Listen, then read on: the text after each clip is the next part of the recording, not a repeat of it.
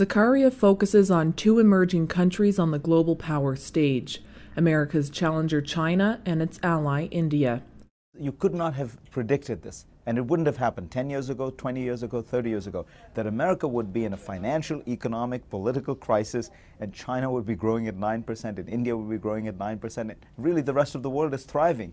That's the shift, and that's producing in some ways a more stable world, I would argue, but it is producing what I call in the book a post-American world, a world in which the United States is not the director of all that happened. If you look globally, the unfortunate, unpalatable reality is that the Chinese system is working a lot better than our system is right now.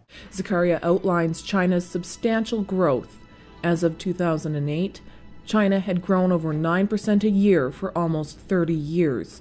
It had moved over 400 million people out of poverty and increased its average person's income nearly sevenfold. However, the economy's greatest challenge is its spiraling decentralization. Regional differences are widening and inequality is skyrocketing, causing social tensions. China's biggest social problems are caused by its unprecedented economic growth. Zakaria explains it is China's pace of change that is exposing the weaknesses of the government's bureaucracy. In the business world, China is difficult to deal with because Confucianism values situational analysis over rules and laws, making political and legal development in the country inconsistent. Its non-combative foreign policy is appealing, most notably in Africa, over interventionist Western-style policy that demands reforms in other countries. However, China's power could be shaping up to another Cold War situation if liaisons between China and America do not stay amicable. A serious U.S.-Chinese rivalry would define the new age and turn it away from integration, trade, and globalization. Now, China has a puny military might compared to the United States, but its asymmetrical superpower trends allow for gradual expansion of economic ties. China acts calmly and moderately, and is slowly enlarging its sphere of influence. Unlike the Soviet Union, China is not a hopeless socialist state squandering its power in pointless military interventions. Zakaria acknowledges China's uniqueness on the world stage as an emerging superpower and questions how the U.S. will approach this growing power.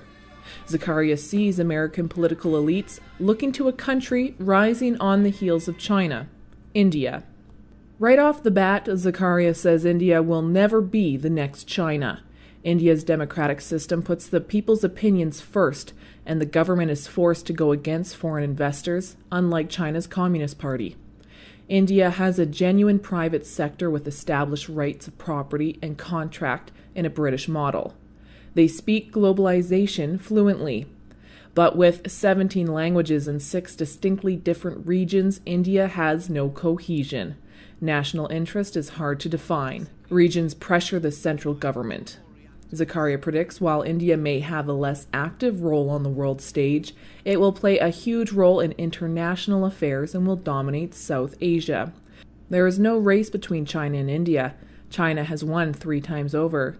However, Zakaria poses the question, how does India, with its ever-expanding services sector, fit into the new world? These two countries represent Zakaria's term, the rise of the rest.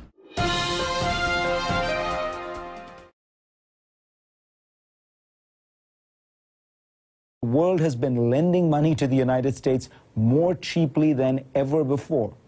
We face downgrades and uncertainty and investor panic not because of our deficits, but because we are behaving like deadbeats, refusing to pay our bills, pouting while the bill collector waits at the door. We do have a large deficit and a large debt, and we do need to get it under control. And the fact that the Tea Party has raised awareness about this issue is admirable. And I actually happen to agree with their view that the current set of entitlements, Medicare especially, have to be reformed dramatically to get our fiscal house in order. But that is not an excuse to endanger the good standing of the United States. First you pay the bills and then you figure out how to change your spending habits. The tragedy is that the damage may already have been done. From now on, every time the debt ceiling needs to be raised, the world will wonder, will the United States stand by its promises or will it break them? something that was taken for granted, the credibility of the United States, is now surrounded by uncertainty. Global markets have always had confidence in America. That confidence has been shaken, perhaps forever. And for this erosion, we have only ourselves to blame.